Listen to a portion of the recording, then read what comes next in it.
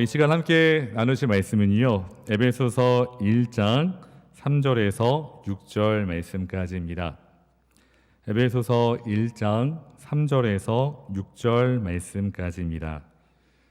제가 가진 신약성경 310면에 있습니다.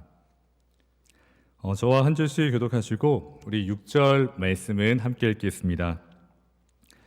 찬송하리로다. 하나님 곧 우리 주 예수 그리스도의 아버지께서 그리스도 안에서 하늘에 속한 모든 신령한 복을 우리에게 주시되 곧 창세전에 그리스도 안에서 우리를 택하사 우리로 사랑 안에서 그 앞에 거룩하고 흠이 없게 하시려고 그 기쁘신 뜻대로 우리를 예정하사 예수 그리스도로 말미암아 자기의 아들들이 되게 하셨으니 함께 읽겠습니다.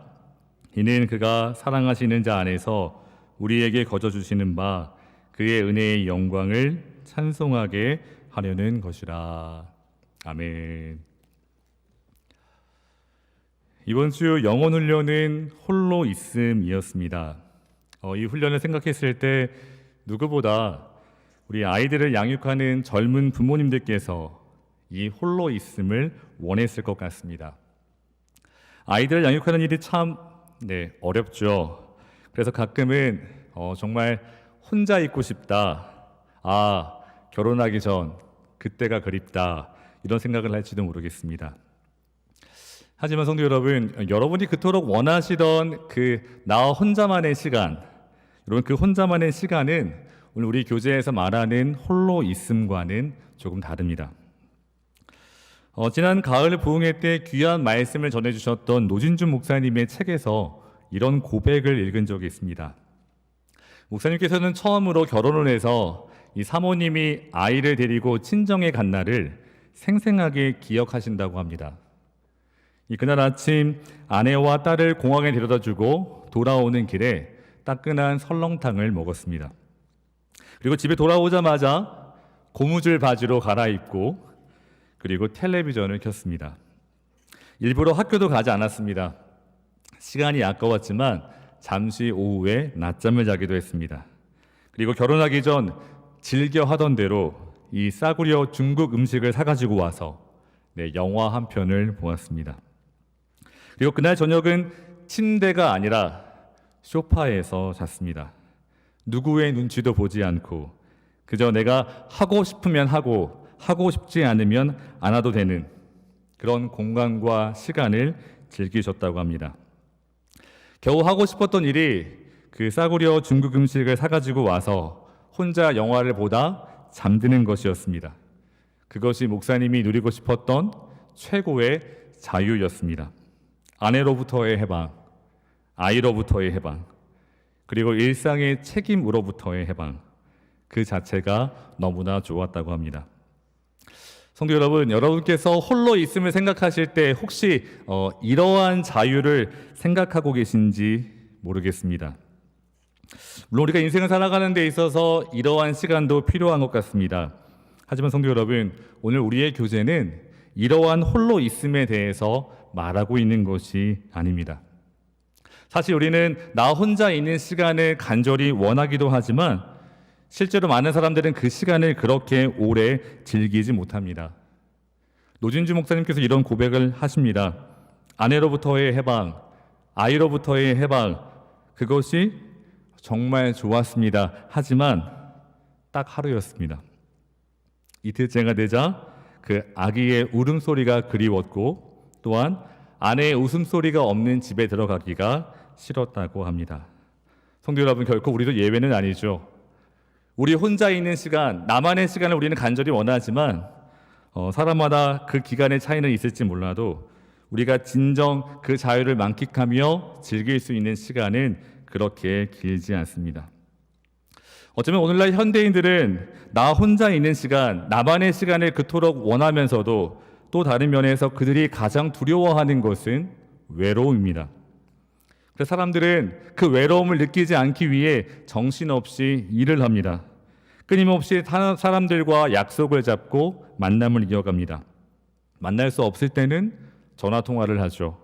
또한 그럴 수 없을 때는 끊임없이 텍스트 메시지를 주고받으며 또한 내가 다른 사람과 연결되어 있다는 것을 확인합니다. 홀로 있는 시간에도 외로움을 느낄 수 없도록 의미 없이 TV나 음악을 켜놓을 때도 많습니다. 늘 외로움에서부터 우리는 도망치려고 합니다. 이러한 현대인들의 모습을 바라보며 독일의 신학자이자 순교자이었던 보네포는 이렇게 말했습니다.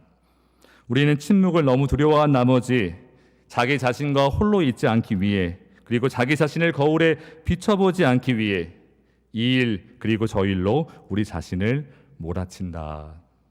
성도 여러분, 그렇죠. 정말로 많은 사람들은 외로움이 두려워 진정 홀로 있기를 거부합니다. 하지만 성도 여러분, 오늘 저와 여러분에게는 반드시 우리에게는 홀로 있는 시간이 필요합니다.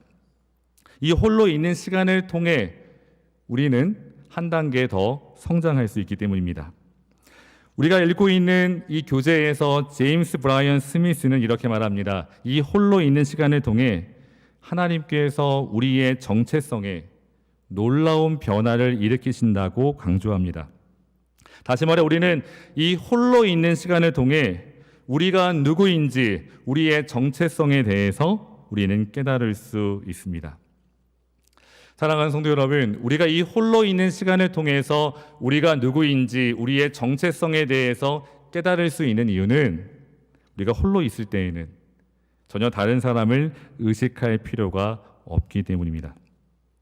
우리가 홀로 있는 동안에는 나를 바라보는 다른 사람들의 시선에 신경 쓸 이유가 없습니다. 그래서 더 이상 내 자신을 꾸미거나 가장할 이유가 없습니다. 있는 그대로 내 모습을 보게 됩니다. 있는 그대로 내 모습을 보는 일, 사실 성도 여러분 생각보다 쉽지 않습니다. 예를 들어 제가 나성한인교회에서 사역을 시작했을 때 이 첫 번째 사역 가운데 하나가 전교인 사진 촬영이었습니다. 우리 교우들의 사진을 찍어드리는 일이었는데요. 그런데 이상하게도 우리 몇몇 교우들께서는 사진을 찍으려고 하지 않으셨습니다. 그 당시 심우하시는 한 장로님께서는 끝까지 사진을 찍지 않으셨습니다. 제가 여러 번 강권했음에도 불구하고 끝까지 사진을 찍기를 거절하셨습니다. 그때 자칫 좀 시험에 들 뻔했는데요. 그때는 전혀 이해가 되지 않았습니다. 왜 이토록 사진을 찍기 싫어하실까? 하지만 이제는 저도 제 머리가 조금씩 빠져가면서 조금씩 그 장로님의 마음을 헤아릴 수 있을 것 같습니다. 사진 속의 그 내 모습, 그 모습을 받아들이는 것이 어렵습니다. 얼굴에 보이는 지난 세월의 흔적, 그 흔적을 보고 싶지가 않습니다. 가능하다면 지우고 싶습니다. 하지만 그럴 수 없다는 사실을 압니다. 성도 여러분, 있는 그대로 나의 모습을 보는 일은 분명 쉽지 않습니다. 그래서 제가 우리 성도들에게 한번 좋은 소식을 하나 알려드리겠는데요. 성도 여러분, 오늘날 젊은이들은, 여기 계시는 우리 젊은이들은 이 핸드폰을 보시면, 셀폰을 보시면 특별한 앱이 하나 있습니다. 이 사진을 찍을 때 이 보통 사진기로 찍지 않고요. 이 특별한 이 앱, 이 프로그램을 쓰는데요. 성도 여러분, 이 프로그램, 이 앱을 쓰시면 사진이 예쁘게 나옵니다. 10년은 훨씬 더 젊게 보입니다. 지금 내 모습보다 훨씬 더 매력적으로 보일 수 있습니다. 분명 그 사진 속의 사람은 나인데 거울에 비친 나의 모습보다 훨씬 더 멋집니다. 또한 여기에 한 가지 더 팁을 드리면, 성도 여러분, 오늘날 이 젊은이들은요, 청년들은 절대 사진을 한 장만 찍지 않습니다.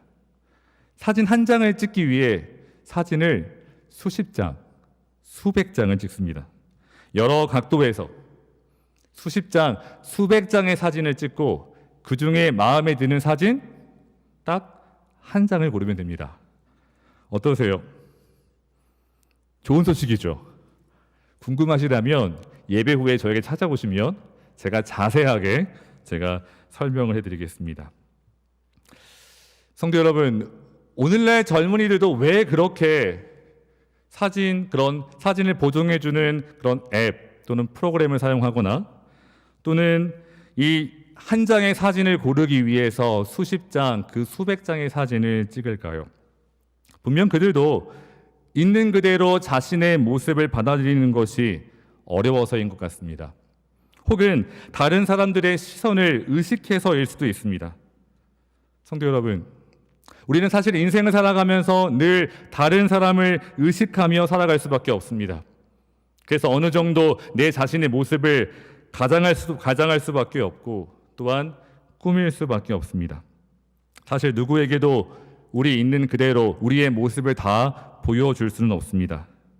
이 자체를 결코 우리는 부정할 수 없지만, 하지만 문제는 우리가 다른 사람을 너무 지나치게 의식한 나머지 내가 진짜 누구인지, 나의 정체성을 망각하는 데 있다는 것입니다. 그리고 그저 세상이 매겨준 가격표대로 나도 나의 삶을 그렇게 바라보고 판단할 때가 많습니다. 내가 누구인지, 나의 참된 정체성은 다 잃어버린 채 그저 나는 성공한 사람인가? 나는 진짜 지금 행복한 사람인가? 질문하며 그 질문에 자신 있게 대답할 수 없을 때에는 내 인생은 실패했다는 이러한 절망감에 우리가 빠질 때가 많습니다. 하지만 성도 여러분, 우리가 하나님 앞에 홀로 서 있을 때에는 우리는 비로소 다시 한번 우리가 누구인지 깨달을 수 있습니다. 이 놀라운 비밀에 대해서 이 영성 훈련가인 에델 알버근 카루는 이렇게 말합니다. 우리가 하는 말을 지켜보고 판단하고 해석하는 사람이 아무도 없을 때 성령님은 종종 우리의 숨은 동기와 강박들을 직면하게 하신다. 인정, 성취, 그리고 칭찬의 세계는 사라지고 우리를 지탱해주던 버팀목도 없이 우리는 하나님 앞에 정면으로 서게 된다. 성도 여러분, 우리는 이 홀로 있음의 시간을 통해 다른 사람들을 의식하지 않고 하나님 앞에 서게 됩니다. 그 하나님 앞에서 진정 우리가 누구인가, 우리의 정체성에 대해서 깨닫게 됩니다. 그럼 사랑하는 성도 여러분, 우리가 이 홀로 있음을 통해, 이 시간을 통해 발견할 수 있는 우리의 정체성, 여러분, 우리의 정체성은 무엇인가요? 오늘 이 시간 이 자리에서 함께 예배드리는 여러분과 저는 정말 누구인가요? 오늘 바울은 여러분과 저와 같은 성도를 가리켜 말하기를 이렇게 표현하고 있습니다. 한번 오늘 본문 5절 말씀을 다 같이 읽어보겠습니다. 같이 함께 읽어보겠습니다. 그 기쁘신 뜻대로 우리를 예정하사 예수 그리스도로 말미암아 자기의 아들들이 되게 하셨으니. 아멘. 예수 그리스도로 말미암아 자기의 아들들이 되게 하셨으니.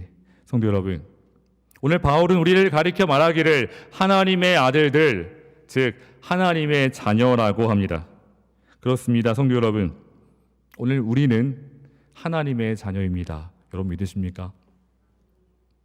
우리는 언제부터 하나님의 자녀가 되었습니까? 4절 말씀을 보시면 그 시점이 바로 곧 창세 전 그리스도 안에서 우리를 택하셨다고 말합니다. 성도 여러분, 창세 전 하나님께서 세상을 창조하기 전 이미 여러분과 저를 하나님의 자녀로 선택하셨습니다.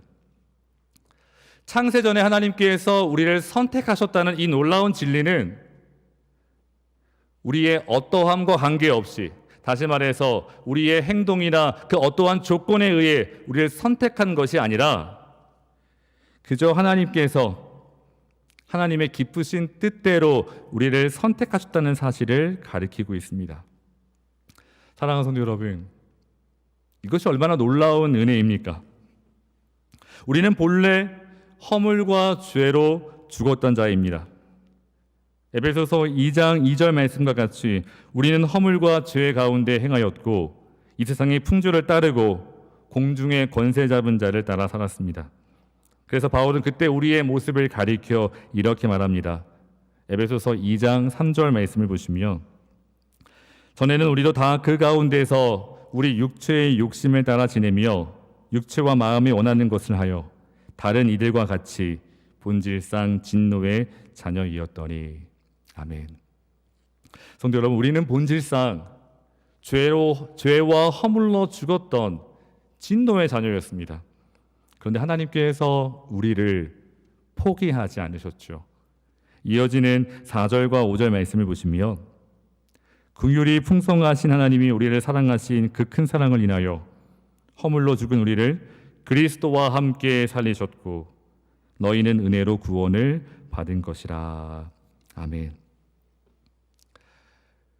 긍휼이 풍성하신 하나님께서 저희를 포기하지 않으셨습니다.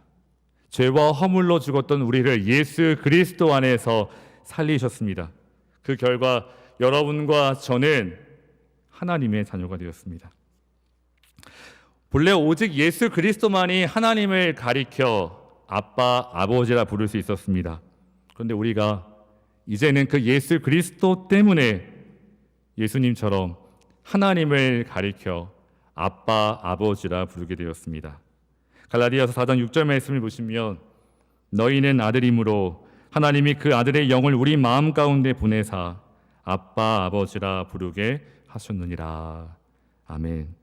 성도 여러분, 성령 하나님의 놀라운 역사하심으로 말미암아 오늘 우리가 하나님을 가리켜 하나님을 향하여 아버지라, 아빠, 아버지라 부를 수 있게 되었습니다.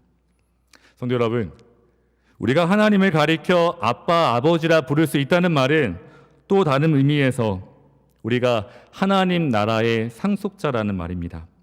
이어지는 갈라디아서 4장 7절 말씀을 보시면 바울은 이렇게 말하죠.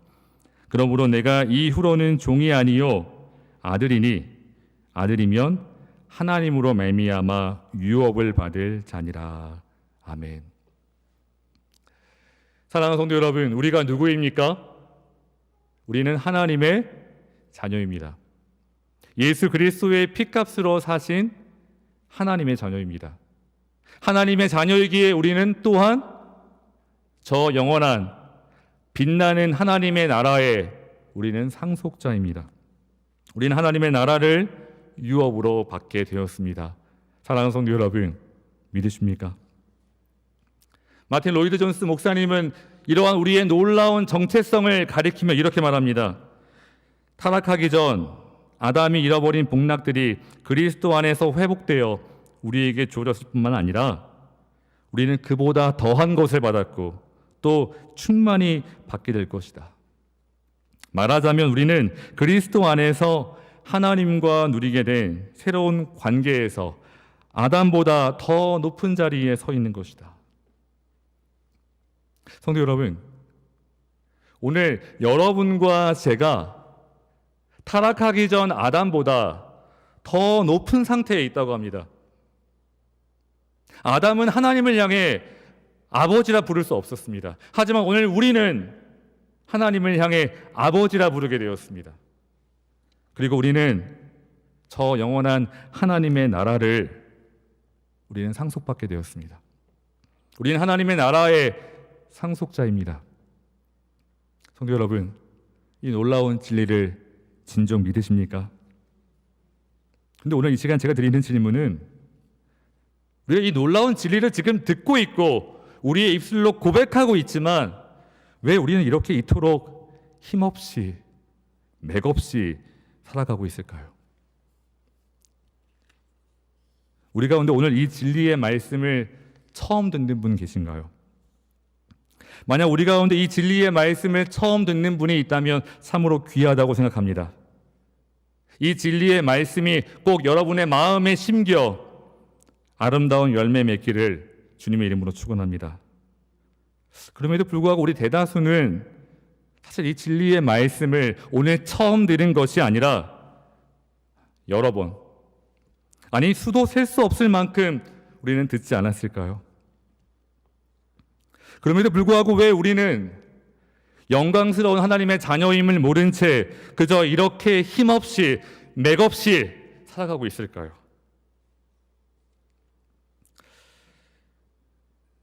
성도 여러분, 지금은 교회를 출석하지 않는 한 청년이 예전에 저에게 이런 고백을 한 적이 있습니다. 목사님의 말씀을 들을 때는 정말로 그런 것 같은데 그렇게 살아야 할 것 같은데 세상을 살다 보면 아닌 것 같아요. 목사님 말보다는 세상 사람들이 하는 말이 맞는 것 같아요. 솔직한 말이죠. 결국 그 청년은 안타깝게도 교회를 떠났습니다. 그 청년을 생각할 때마다 사실 제 마음이 조금 무겁습니다. 저보다 더 실력 있고 유능한 목회자를 만났더라면 조금 달라지지 않았을까? 저같이 부족한 사람으로 인해서 혹시 실족하고 넘어진 것은 아닐까 생각해 봅니다. 그래서 생각날 때마다 그 친구를 위해 기도합니다. 하나님에게는 돌아오기를. 사랑하는 성도 여러분, 교회를 떠난 그 청년의 모습이 조금 안타깝지만 한편으로는 그 청년의 모습이 이해되지 않으시나요? 우리도 세상을 살아가면서 하나님의 말씀과 이 세상 사이에서 갈팡질팡할 때가 많지 않은가요?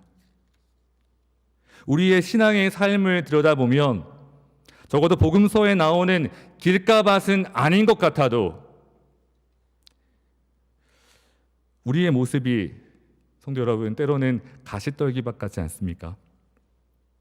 마태복음 7장 22절 말씀을 보시면 이 가시떨기밭 같은 사람은 세상의 염려와 재물의 유혹에 말씀이 막혀 결실하지 못한다고 기록이 되어 있습니다.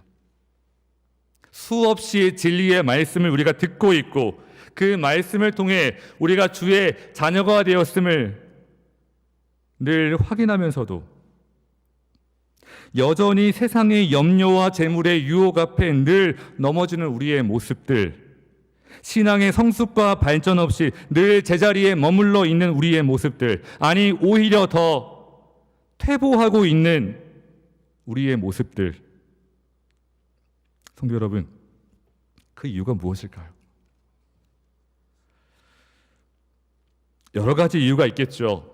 그런데 저는 그 이유 중에 한 가지가 우리 삶 가운데 진정 하나님 앞에 홀로 있는 시간을 갖지 못해 그런 것은 아닐까 생각해 보았습니다. 사랑하는 성도 여러분, 우리가 하나님 앞에 홀로 있을 때 다른 사람의 그 어떤 시선도 우리는 의식할 필요가 없겠죠. 그 과정 가운데 나는 하나님의 자녀이구나, 내가 누구인지를 깨닫게 되겠죠. 또한 여기에서 우리가 깨닫게 되는 한 가지 비밀이 더 있는데요. 성도 여러분, 그 비밀은 무엇일까요? 오늘 우리가 사실 읽은 이 에베소서 1장 이 3절에서 14절 말씀까지는 우리가 읽고 있는 성경에서는 한 절 한 절 구분되어 있지만 사실 성경 원어로는 하나의 문장입니다. 여러분, 이 하나의 문장에서 그런데 계속해서 반복되는 구절이 있습니다. 바로 그 구절은 그리스도 안에서, 그리고 그와 동일한 의미를 가지고 있는 그 안에서입니다.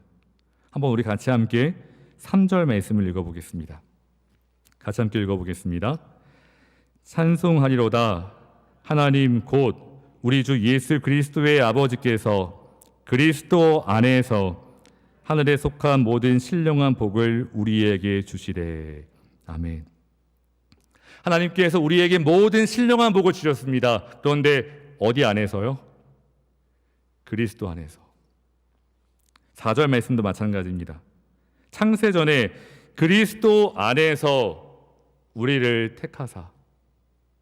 7절 말씀도 이렇게 기록되어 있는데요. 우리는 그리스도 안에서 그의 은혜의 풍성함을 따라. 아멘.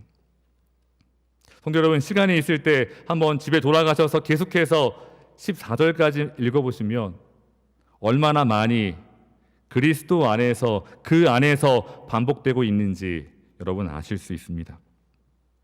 사랑하는 성도 여러분, 우리가 하나님 앞에 홀로 서 있을 때 깨닫게 되는 또 하나의 비밀은 바로 우리가 그리스도 안에 있다는 사실입니다.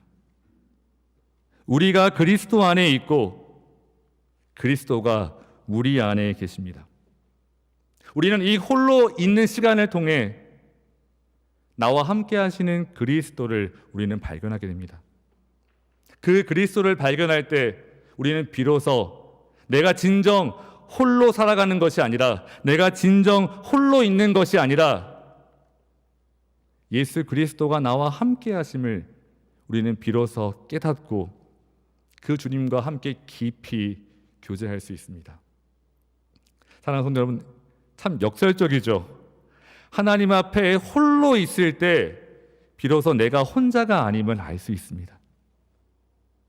반면에 우리가 늘 세상의 소리와 사람들에게 둘러싸여 있을 때는 우리와 함께 하시는 그 예수님을 우리가 바라보기가 참 어렵죠. 우리가 비로소 주님 앞에 내가 홀로 있을 때 내가 그리스도의 자녀임을 내가 깨달았을 뿐만 아니라 오늘도 그리스도가 내 안에 계시고 내가 그리스도 안에 있음을 우리는 깨닫게 됩니다. 사랑하는 성도 여러분, 나와 함께 하시는 그 예수 그리스도와의 인격적인 만남과 교제가 없이는 우리의 신앙생활이라는 게 그저 뿌리 없는 나무인 것 같습니다. 그래서 예수 그리스도와 인격적인 만남과 교제가 없는 사람은 시험이 오거나 환난이 오면, 세상의 유혹이 밀려오면 그저 맥없이 힘없이 넘어지는 것 같습니다. 사랑하는 성도 여러분, 오늘부터라도 그러므로 주님 앞에 홀로 있는 연습을 해가시는 여러분과 제가 될 수 있기를 주님의 이름으로 축원합니다. 홀로 있는 시간을 통해 내가 진정 누구인지를 깨닫고 또한 나와 함께 하시는 예수 그리스도를 깊이 만나는, 그 주님과 함께 교제하는 저와 여러분이 되시기를 주님의 이름으로 소원합니다. 사랑하는 성도 여러분, 그럼 우리가 이 홀로 있음을 훈련할 수 있는 가장 좋은 방법은 무엇일까요? 제가 생각하는 가장 효과적인 방법은 정말로 하나님 앞에서 홀로 기도하는 시간을 갖는 것입니다. 성도 여러분, 여러분의 삶 가운데 정말 누구에게도 방해받지 않고 하나님 앞에서 홀로 기도하는 시간을 가지고 계십니까? 물론 우리가 신앙생활을 하면서 우리가 이렇게 함께 모여 예배해야 합니다. 교제해야 합니다. 또한 삶을 나누며 함께 어울리는 시간이 꼭 필요합니다. 히브리서 10장 25절 말씀과 같이 모이기를 패하는 어떤 사람들의 습관과 같이 하지 말고 우리는 모이는 데 더 힘써야 합니다. 예배는 당연한 우리의 의무이고 기회 있을 때마다, 모일 수 있을 때마다 성경 공부하고 소그룹 모임으로 모이고 각 목장과 전도회로 우리는 가능한 대로 모여야 합니다. 함께 모여 서로를 돌아보고 사랑과 선행을 격려해야 합니다. 하지만 성도 여러분, 우리의 신앙이 결코 거기에만 머무르면 안 됩니다. 우리의 신앙이 그저 그러한 외적인 활동들을 하는 데만 머물러서는 안 됩니다. 반드시 우리는 하나님 앞에서 홀로 기도할 수 있는 시간을 가져야 합니다. 우리에게 그러한 시간이 없다면 지금 우리의 문제는 내 마음 가운데 기쁨이 없고 내 마음 가운데 즐거움이 없고 평안이 없는 이유는 저는 거기에 있다고 저는 확신합니다. 왜냐하면 성도 여러분, 예수님이 그렇게 하셨습니다.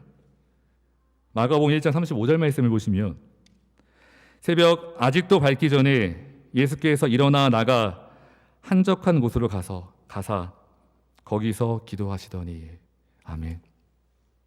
예수님께서 새벽 미명에 한적한 곳으로 나가서 하나님 앞에 기도하셨습니다.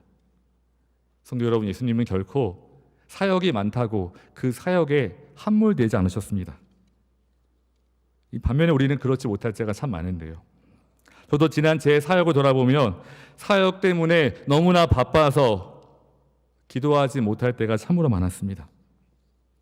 하지만 예수님은 결코 그렇게 하지 않으셨습니다. 누가복음 5장 15절과 16절 말씀을 보시면 예수의 소문이 더욱 퍼짐에 수많은 무리가 말씀을 듣고 자기 병도 고침을 받고자 하여 모여오되 예수는 물러가사 한적한 곳에서 기도하시니라. 아멘.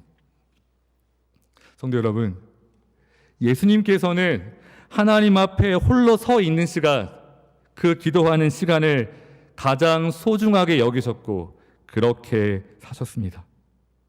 예수님에게는 사람들의 박수 소리가 중요하지 않습니다. 수없이 사람들이 예수님을 따르고 예수님을 찾을지라도 그들을 외면한 채 예수님은 하나님 앞으로 홀로 나가셨습니다.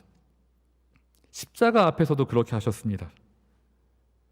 십자가 앞에서도 예수님께서는 십자가에 돌아가시기 전 겟세마네 동산에서 홀로 하나님과 기도하셨습니다. 사랑하는 성도 여러분, 지금 기도하고 계십니까? 정말로 남 모르게, 내 남편도 모르고 내 아내도 모르게 나 홀로 하나님과 함께 기도하며 그 앞에 나가 교제하고 계십니까? 혹시 주님과의 그러한 교제와 그러한 만남은 다 뒤로하고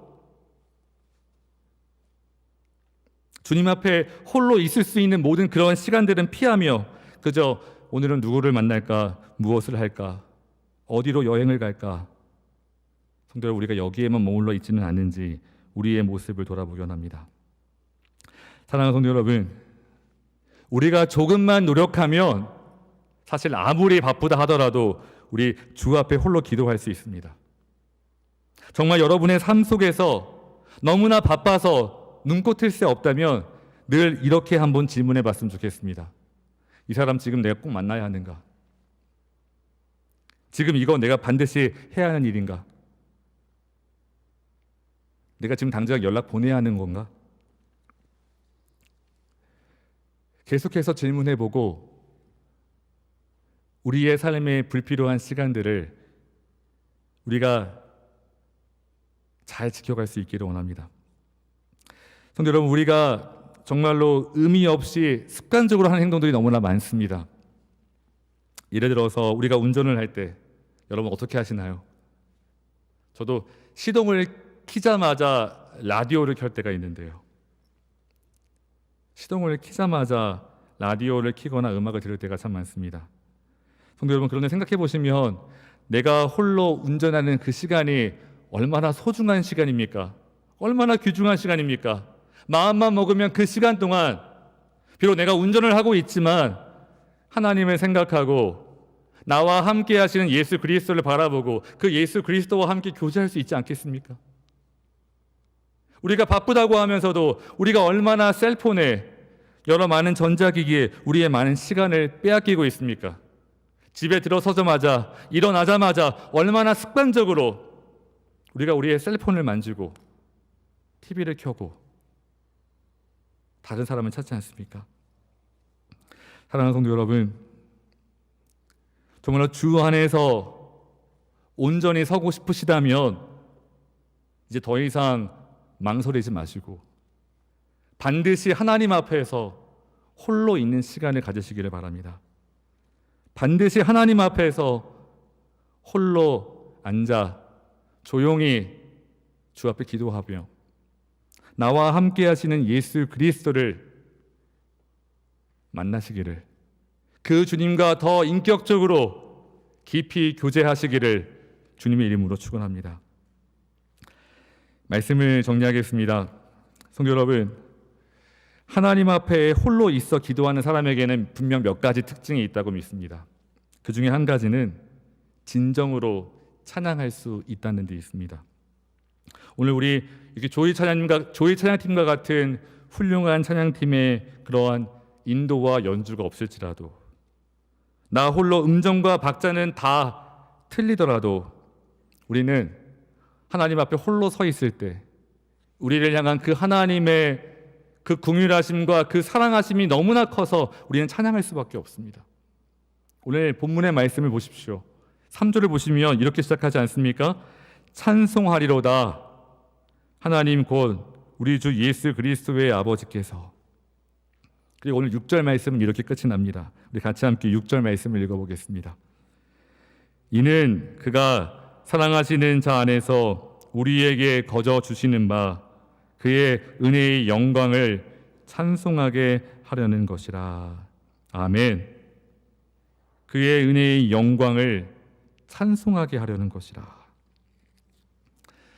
사랑하는 성도 여러분, 우리가 하나님 앞에 홀로 서 있으며 우리가 누구인지를 깨달을 때, 나와 함께 하시는 예수 그리스도를 우리가 더욱더 만날 때, 우리는 그때 그 주님의 사랑이 너무나 크고 놀라워 찬양할 수밖에 없습니다. 여러분, 저는 확신합니다. 여러분이 홀로 있을 때 드리는 그 찬양의 열정이, 그 찬양의 온도가, 그 찬양의 뜨거움이 실제 여러분의 찬양의 모습입니다. 아무도 없을 때, 그 누가 나를 바라봐 주지 않아도 내가 주 앞에 드리는 그 찬양, 오늘 이 시간 주님 앞에 온전한 찬양을 올려드리는 저희 모두가 될 수 있기를 주님의 이름으로 소원합니다. 끝으로 하나님 앞에서 늘 홀로 서서 하나님과 깊이 교제하는 사람은, 성도 여러분, 진정으로 누군가를 사랑할 수 있습니다. 오늘날 많은 사람들은 외로움에 허덕이며 친구를 만나고 연인과 사귀고 또 여러 모임에 참석을 합니다. 하지만 분명히 우리는 알고 있습니다. 어떠한 것도, 그 무엇도 우리 안에 있는 모든 갈망을 채울 수는 없습니다. 청년들이 보통 이런 말을 자주 합니다. 목사님, 너무 외롭습니다. 그래서 빨리 결혼하고 싶어요. 제가 그 청년들을 향해서 딱 한마디만 합니다. 결혼해도 외롭다. 결혼해도 외롭다. 저만 그런 건가요? 성도 여러분, 결혼해도 외롭습니다. 또한 교회도 마찬가지죠. 어떤 사람들은 늘 교회에 와서 불만에 가득 찬 목소리로 왜 이 교회는 이렇게 사랑이 없냐고, 왜 이 교회는 이렇게 진정 나눔과 헌신이 없냐고 불평합니다. 근데 성도 여러분, 어떠한 사람도, 어떠한 교회도, 어떠한 공동체도 여러분의 마음속에 있는 그 깊은 갈망, 그 외로움을 채워줄 수 없습니다. 그건 하나님의 자리이기 때문에 그렇습니다. 하나님이 계셔야 할 자리입니다. 하나님이 계셔야 할 자리를 여러분, 그 누가 대신할 수 있겠습니까? 반면에 정말로 하나님 앞에서 늘 홀로 있으며 그 하나님과 깊이 교제하는 사람은, 예수 그리스도와 깊이 만나고 그 나눔이 있는 사람은, 성도 여러분, 더 이상 사람에게, 교회에게 그런 무리한 요구를 하지 않습니다. 나의 외로움을 채우기 위해 다른 사람을 결코 이용하지 않습니다. 대신에 나를 채워주신 그 하나님의 사랑으로 내게 허락하신 사람들, 내게 허락하신 교회를 섬길 뿐입니다. 여러분, 왜 결혼하십니까? 섬기기 위해서입니다. 배우자를 나의 외로움을 채우기 위해서가 아니라 그를 진정 섬기기 위해서입니다. 성도 여러분, 우리가 자녀를 양육하는 이유도 마찬가지죠. 하나님께서 우리에게 허락하신 그 자녀를 주의 말씀으로, 권면으로 가르치고 섬기기 위해서입니다. 오늘 우리가 이렇게 교회에 모여, 예배당에 모여 함께 예배하고 또한 예배 이후에 또한 교제하는 이유도 우리를 구원하신 하나님을 온전히 예배하며 섬기기 위해, 또한 내게 허락하신 형제와 자매를 섬기기 위해서인 줄 믿습니다. 여러분, 믿으십니까? 부디 우리 나성환이 교회 모든 교우들은 주님과 홀로 있는 이 시간을 통해 더욱더 영적으로 성숙해 가시고 사랑을 요구하는 자가 아니라 사랑을 나눠주는 자, 섬김을 받는 자가 아니라 섬기는 자가 되시기를 주님의 이름으로 축원합니다. 이 놀라운 은혜가 우리 모두에게 있기를 주님의 이름으로 축원합니다. 우리 함께 기도하겠습니다.